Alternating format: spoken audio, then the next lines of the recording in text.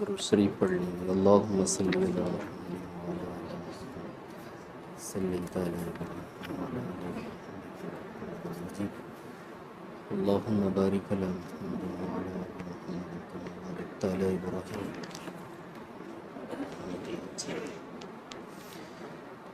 اعوذ باللہ من الشیطان الرجیم، بسم اللہ الرحمن الرحیم۔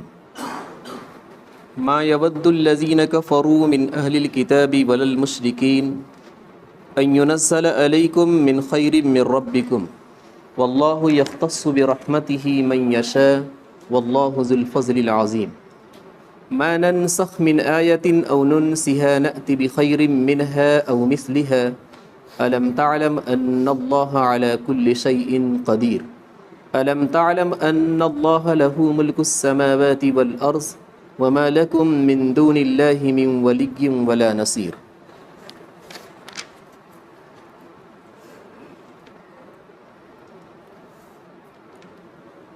آپ صلی اللہ علیہ وسلم کے زمانے میں جو یہودی آباد تھے،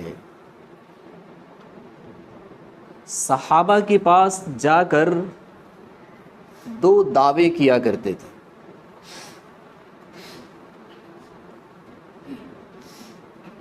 ایک تو یہ تھا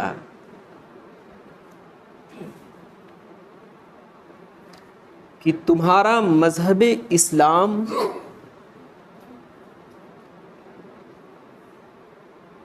مذہب یہودی سے بہتر نہیں ہے۔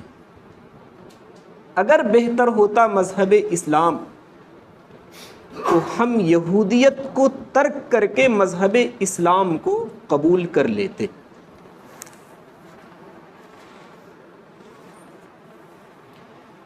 ایک دوسری بات وہ یہ کرتے تھے کہ ایسا مت سمجھو کہ ہم تمہارے لیے دشمن ہیں، بلکہ ہم بھی تمہارے لیے خیر خواہ ہیں۔ اللہ تبارک و تعالی نے پہلے کا جواب کچھ بھی نہیں دیا۔ کیوں؟ پوری دنیا کو معلوم ہے، انہیں بھی معلوم ہے کہ اسلام آ جانے کے بعد سارے مذاہب ختم، ساتھ ساتھ یہودیت بھی ختم۔ اب جب یہودیت ختم ہو گئی تو یہ کہنا کہ مذہب اسلام یہودیت سے بہتر نہیں ہے ورنہ ہم قبول کر لیتے، یہ تو جب ہوتا جب کہ مذہب یہودیت باقی رہتی۔ وہ تو اسلام آیا اور ان سب کو ختم کر دیا کہ اب وہ مسلک نہیں چلے گا، اب اسلام چلے گا۔ ان کا جو دوسرا دعویٰ تھا کہ ہم بھی تمہارے لیے خیر خواہ ہیں، اللہ تبارک و تعالی نے اس کا جواب دیا۔ ما یود الذین کفروا من اہل الکتاب ولا المشرکین، نہ تو یہودی اور نہ مشرکین یہ چاہیں گے کہ تم پر تمہارے رب کی طرف سے کوئی خیر نازل ہو۔ اللہ کی طرف سے وہ تو نازل ہونے ہی نہیں دیتے، تو پھر یہ دعویٰ کہ ہم بھی خیر خواہ ہیں یہ کہاں تک صحیح ہوگا؟ واللہ یختص برحمتہ من یشاء، اللہ تبارک و تعالی اپنی رحمت کے ساتھ جسے چاہتا ہے خاص کر دیتا ہے۔ واللہ ذو الفضل العظیم، اللہ بڑے ہی فضل والا ہے۔ ما ننسخ من آیۃ او ننسیہا نأتی بخیر منہا او مثلہا،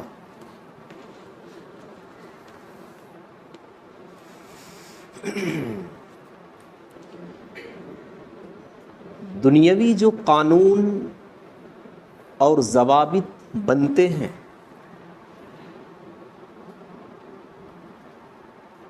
یہ الگ ہے، اور اخروی جو قانون بنتے ہیں وہ الگ ہے۔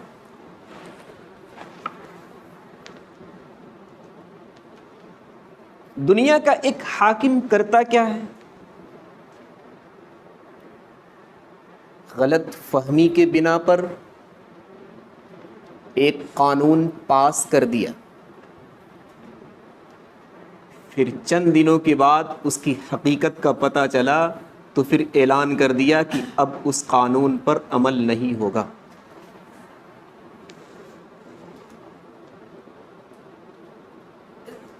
اور کبھی کبھی ایسا بھی ہوتا ہے کہ فی الحال احوال کچھ اور ہیں، آگے کا پتہ نہیں کیا ہونے والا ہے۔ احوال کے مطابق ایک قانون دنیاوی حکمراں نے بنا دیا، اور جب احوال چند سالوں کے بعد بدل گئے جن کے بارے میں پتہ بھی نہیں تھا، تو اسی نے اعلان بھی کر دیا کہ اب یہ قانون نہیں چلے گا۔ غور سے سنیے، یہ دنیا کے حکمرانوں کا ضابطہ ہے، کبھی غلط فہمی کے بنا پر کچھ اور کر دیتے، اور کبھی آگے کے مراحل انہیں پتہ نہیں ہوتے جس کی وجہ سے آج کچھ اور کر دیتے۔ اللہ کی یہاں ایسا نہیں ہوتا۔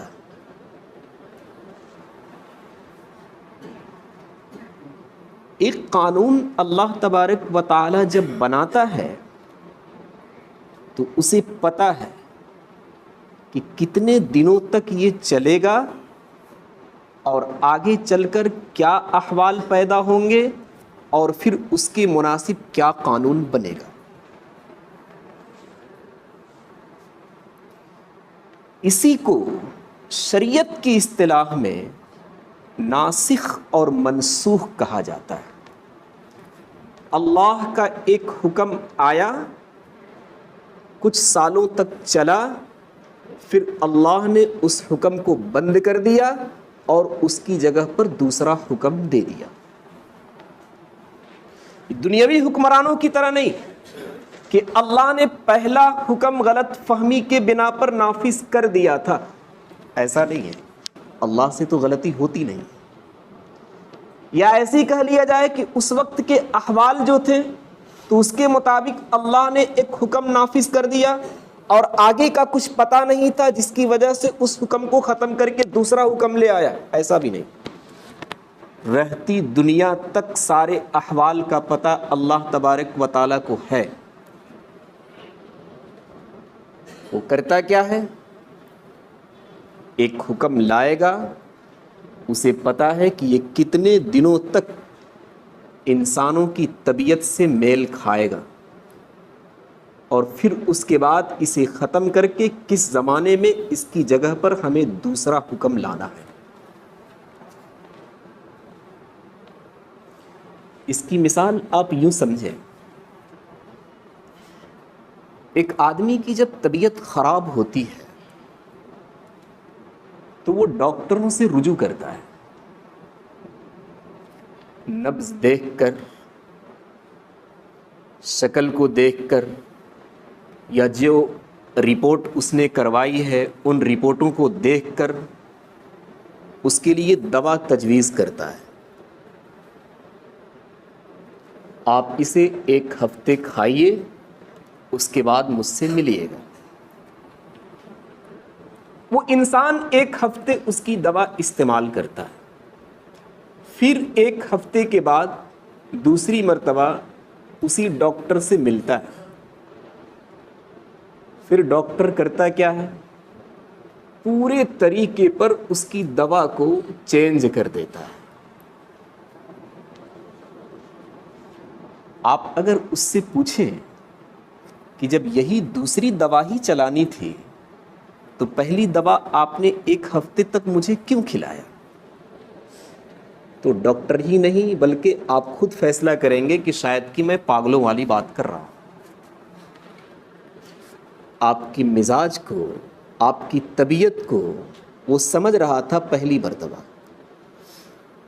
اس کے مطابق 1 ہفتے تک اس نے دوا چلائی، پھر آپ کی طبیعت اور مزاج میں کچھ بدلاؤ آیا، اس نے دوا کے نسخے کو بدل دیا۔ اللہ تبارک و تعالیٰ ڈاکٹروں کا ڈاکٹر ہے، حکیموں کا حکیم ہے۔ ایک حکم آپ کو کب تک سوٹ کرے گا وہ جانتا ہے، پھر اس کے بعد وہ حکم سوٹ کرے گا یا نہیں کرے گا، آیا دوسرا کرے گا، وہ یہ بھی جانتا ہے۔ تو شریعت کے اندر یہ باتیں رہی ہیں، کتنے احکام کو منسوخ کر دیا گیا اور ان جگہوں پر دوسرے احکام کو اللہ تبارک و تعالیٰ کی طرف سے لایا گیا۔ بلکہ ایک روایت مجھے ملی جس میں یہ لکھا ہوا ہے، لم تکن نبوۃ الا تناسخت، کوئی بھی مذہب، کوئی بھی نبی کی نبوت ایسی نہیں گزری ہے جس میں یہ کام نہ ہوا کہ کچھ احکام کچھ دنوں تک چلائے گئے، پھر ان سے کہا گیا کہ اب ان احکام کو بند کیا جاتا ہے، اب ان کی جگہ پر دوسرے احکام اللہ تبارک و تعالیٰ کی طرف سے لائے جاتے ہیں۔ ہر مذہب کے اندر ہوا ہے۔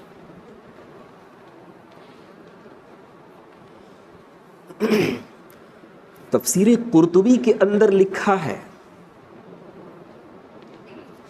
کون سا حکم اللہ کا بند ہو گیا اور کون سا حکم اس کی جگہ پر آیا، اس کا علم بہت ضروری ہے۔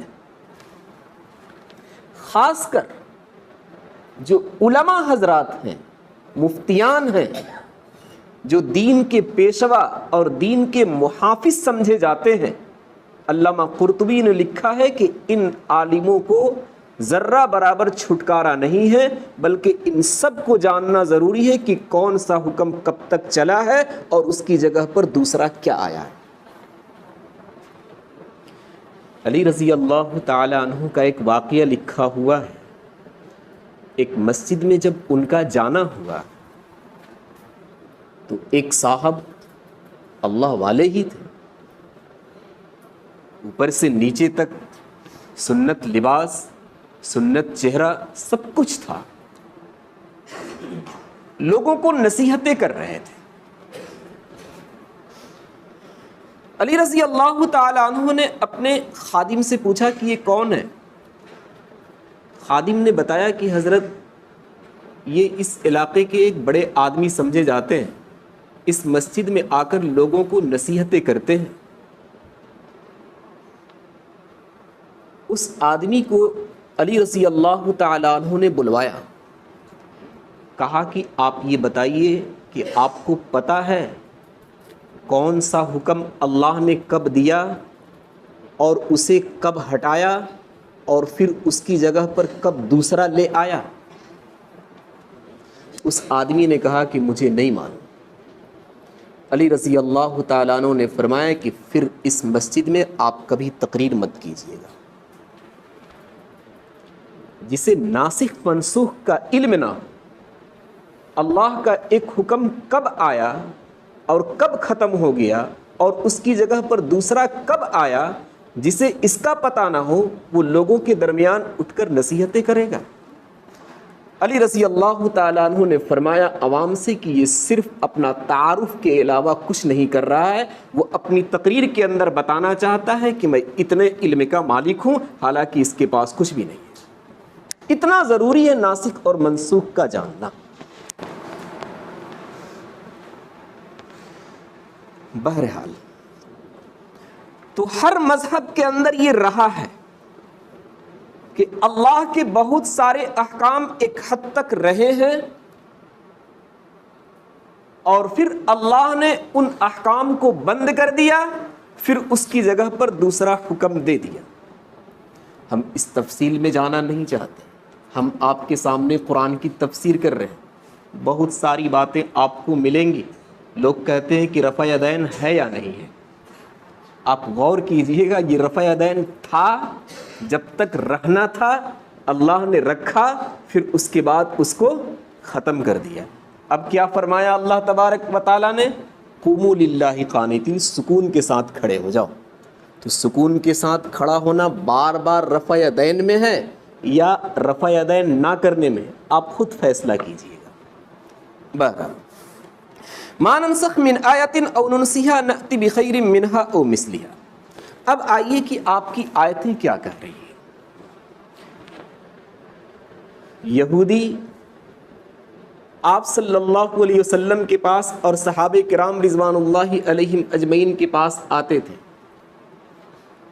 اور کہتے تھے عجیب و غریب ان لوگوں کا مذہب ہے، کبھی تو یہ نماز پڑھتے ہیں خانہ کعبہ کی طرف، اور کبھی یہ نماز پڑھتے ہیں بیت المقدس کی طرف، اور کبھی پھر یہ نماز پڑھنے لگتے ہیں خانہ کعبہ کی طرف۔ یہ کون سا مذہب ہے؟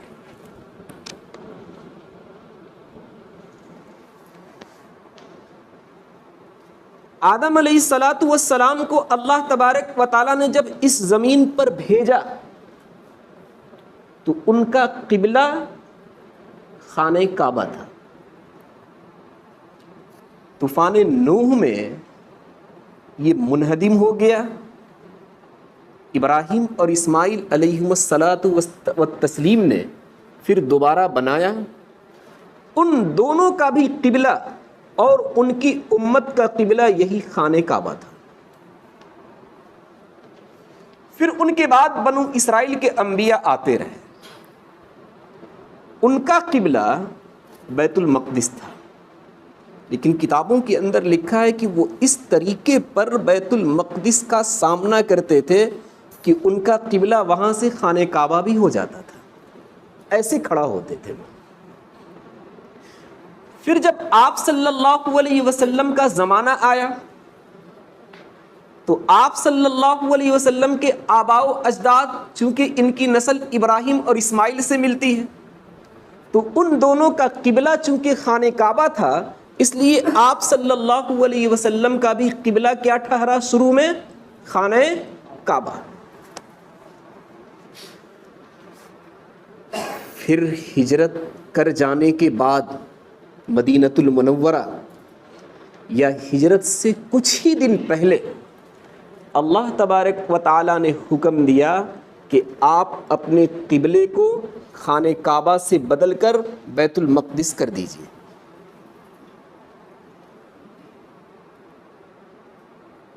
بیت المقدس آپ نے قبلہ بنا لیا حکم آنے کے بعد۔ 16 مہینے 17 مہینے تک آپ صلی اللہ علیہ وسلم بیت المقدس کی طرف رخ کر کے نماز پڑھتے رہے، لیکن یہ خواہش تھی، ان کی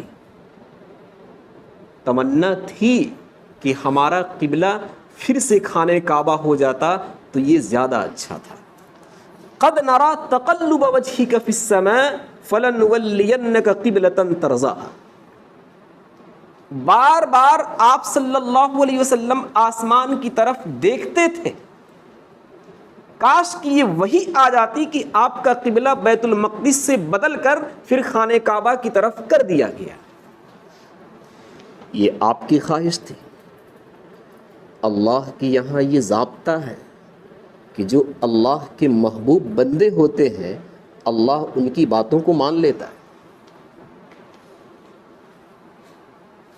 علامہ اقبال نے کہا ہے خود ہی کو کر بلند اتنا کہ ہر تقدیر سے پہلے، خود ہی کو کر بلند اتنا کہ ہر تقدیر سے پہلے خدا اپنے بندے سے پوچھے بتا تیری رضا کیا ہے۔ اللہ تبارک و تعالیٰ نے دیکھا کہ ہمارے محبوب کی خواہش ہے کہ ہمارا قبلہ بیت المقدس سے کدھر کر دیا جائے، خانہ کعبہ کی طرف کر دیا جائے، تو 16 یا 17 مہینے کے بعد اللہ تبارک و تعالیٰ نے حکم دیا فَوَلِّ وَجْهَكَ شَطْرَ الْمَسْجِدِ الْحَرَامِ، آپ اپنے چہرے کو مسجد حرام کی طرف پھیر دیجئے۔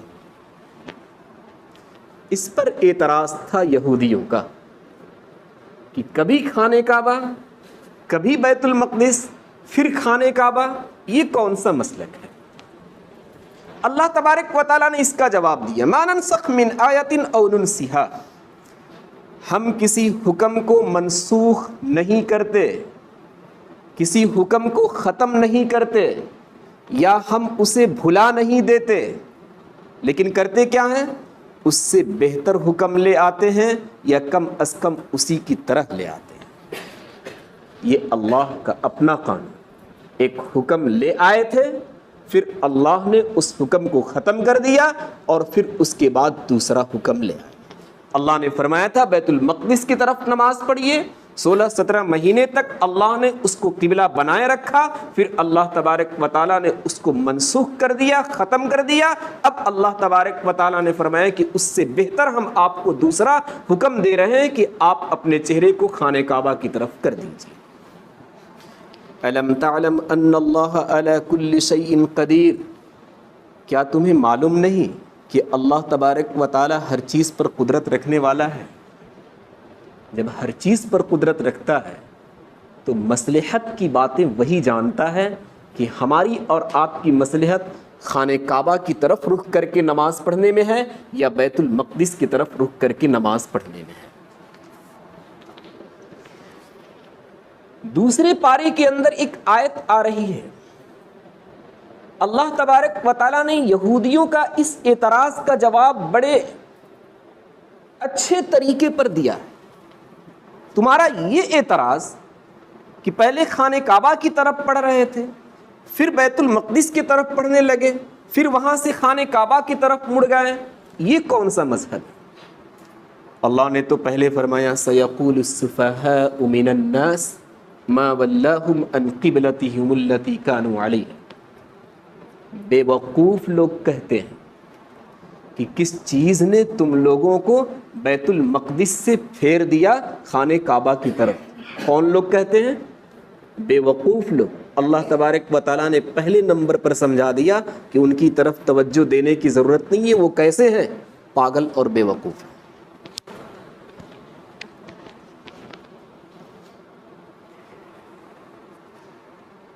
دوسری بات یہ سمجھنی ہے، اللہ نے آگے نقل کیا وَلِلَّهِ الْمَشْرِقُ وَالْمَغْرِبُ، کیا خانہ کعبہ کے چکر میں پڑے ہو، بیت المقدس کے چکر میں پڑے ہو؟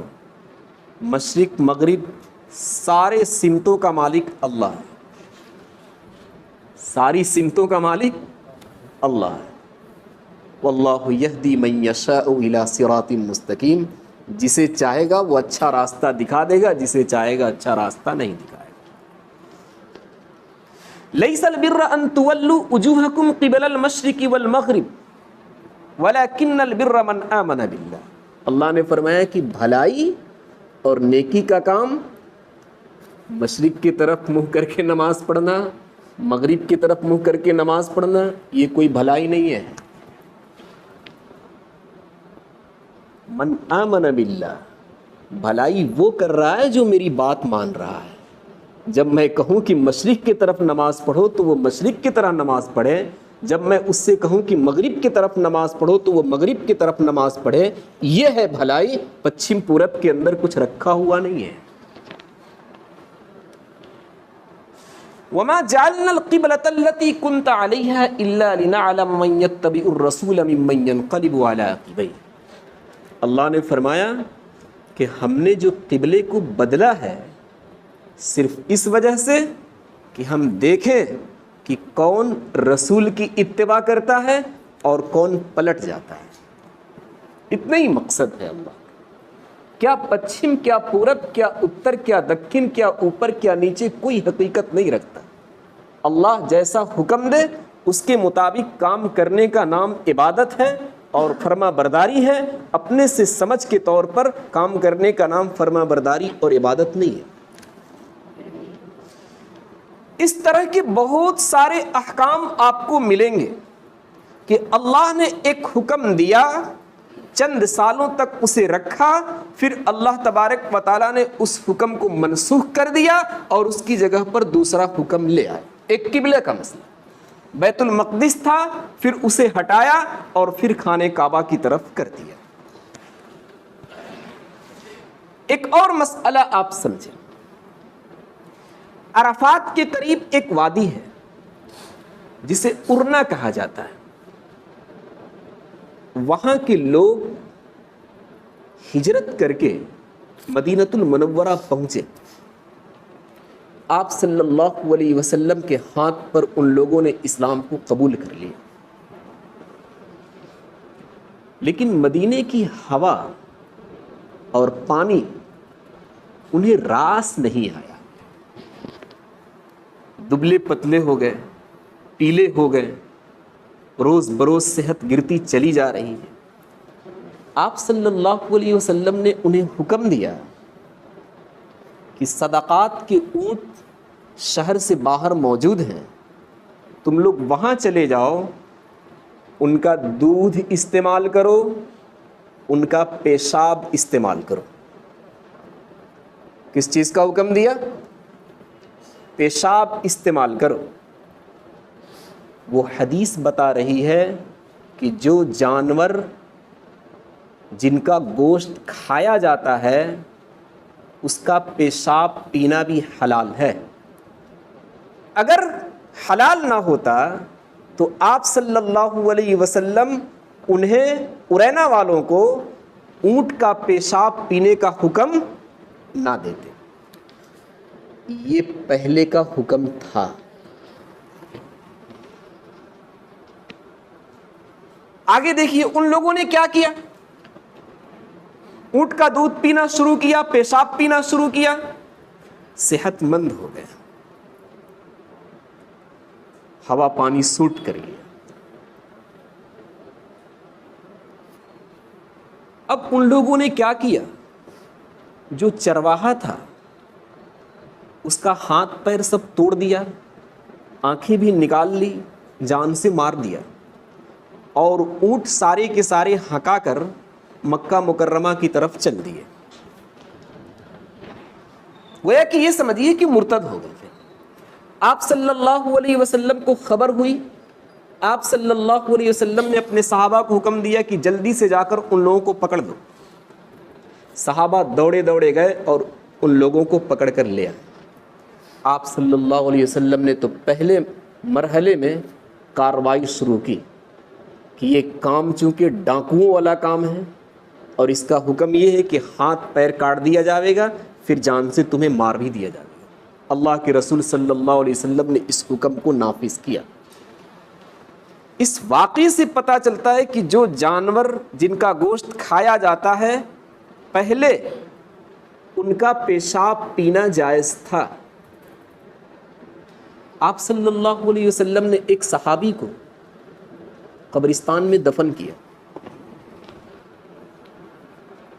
ابھی آپ صلی اللہ علیہ وسلم وہیں ہیں اور قبر میں عذاب شروع ہو گیا.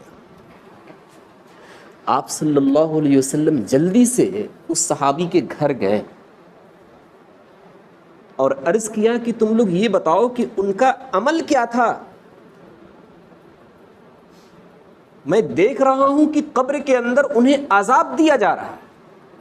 گھر والوں نے بتایا کہ عمل تو ویسے کچھ بھی نہیں تھا، البتہ وہ بکریاں چرایا کرتے تھے، بکریوں کے پیشاب سے نہیں بچتے تھے، وہ چھینٹے وغیرہ ان کے پیروں پر ان کے کپڑوں پر پڑ جاتے تھے. آپ صلی اللہ علیہ وسلم نے حکم دیا استنزہوا من البول، پیشاب سے بچو، فإن عامۃ عذاب القبر منہ، قبر کا اکثر و بیشتر عذاب اسی پیشاب کی وجہ سے ہوتا ہے. اس حدیث کے اندر صاف حکم دیا پیشاب سے بچو. اللہ کے رسول صلی اللہ علیہ وسلم نے بتا دیا کہ پہلے حکم تھا پیشاب پینے کا، اب وہ حکم منسوخ، اب دوسرا آ گیا پیشاب سے بچنے کا.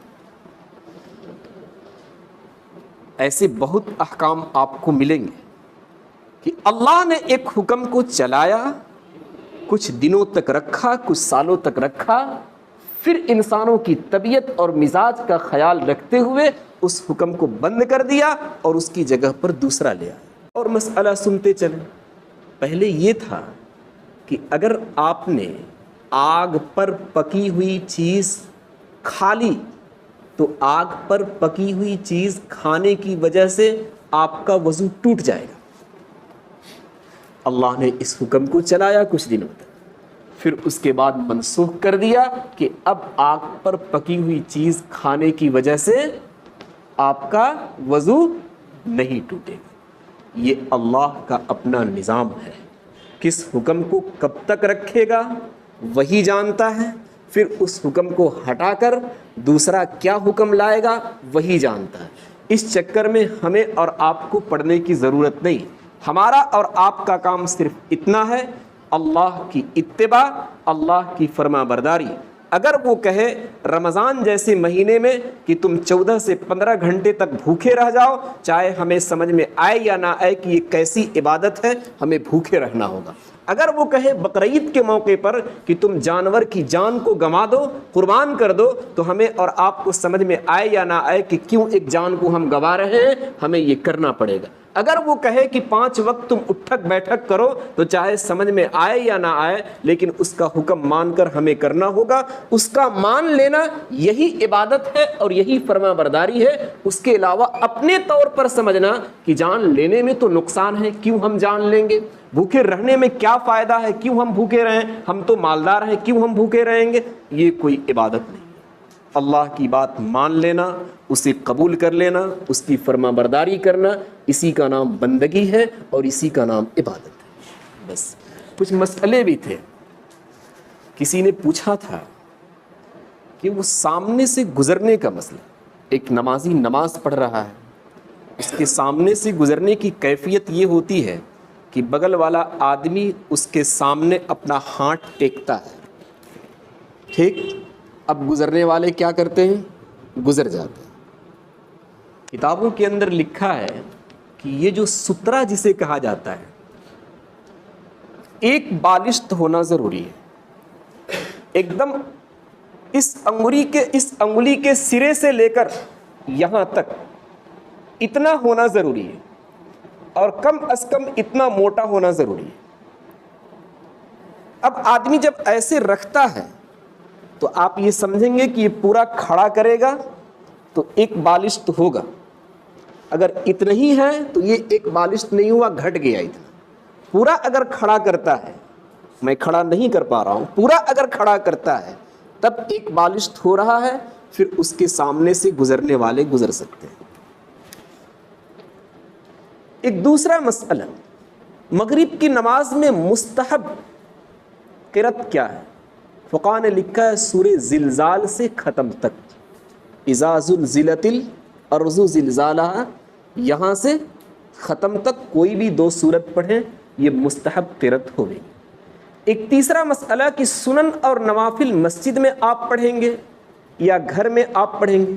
نبی اکرم صلی اللہ علیہ وسلم سنن اور نوافل گھر سے پڑھ کر آتے تھے، گھر میں پڑھتے تھے، لیکن ہمارا اور آپ کا ماحول کچھ اور ہے۔ زندگی کی اتنی مشغولیات ہیں اور کام نہ ہونے کے باوجود بھی اتنے کام ہیں کہ اگر ہم فرض پڑھ کر گھر کی طرف نکل جاویں گے تو پھر شاید ہی کوئی سنن اور نوافل پڑھ پاوے گا۔ اس لیے فقہا نے آج کے بارے میں یہ حکم دیا ہے، آج کے زمانے میں، کہ جس طریقے سے آپ نے فرض کو ادا کیا مسجد کے اندر، تھوڑا وقت نکال کر سنن اور نوافل بھی یہی پڑھ لیں، اس کے بعد ہی نکلیں، ورنہ سنن اور نوافل آپ سوچتے رہ جاویں گے، کام میں پھر پھنس جائیں گے۔ ایک اور مسئلہ پوچھا گیا تھا کہ کبھی کبھی ایسا ہوتا ہے کہ مائک خراب ہو جاتا ہے، اوپر کی طرف آواز نہیں جا پاتی ہے۔ اب پتہ یہ چلتا ہے کہ امام صاحب رکوع میں ہیں اور ہم کھڑے ہی رہ گئے، یا امام صاحب سجدے میں ہیں اور ہم رکوع میں ہیں، یا امام صاحب تشہد میں ہیں اور ہم سجدے میں ہیں۔ تو یہ دیکھیے کتنا فرق ہو رہا ہے، یا تو ہم نے رکوع کو نہیں پایا، اور اگر رکوع کو پایا تو سجدے کو نہیں پایا، سجدے کو پایا تو اور نہ معلوم کیا کیا چھوٹ گیا۔ تو یہ اقتدا صحیح ہوئی یا نہیں؟ فقہا نے لکھا ہے کہ امام کی اقتدا فرض اور واجب میں ضروری ہے، لہٰذا اگر امام کے ساتھ ہم رکوع میں شریک نہیں رہے، ذرہ برابر ہی صحیح ان کے ساتھ ہماری شرکت نہیں رہی، سجدے کے اندر ذرہ برابر ہی صحیح ان کے ساتھ ہماری شرکت نہیں رہی، تو ہماری نماز نہیں ہوگی، اس نماز کو لوٹانا پڑے گا۔ سبحان اللہ۔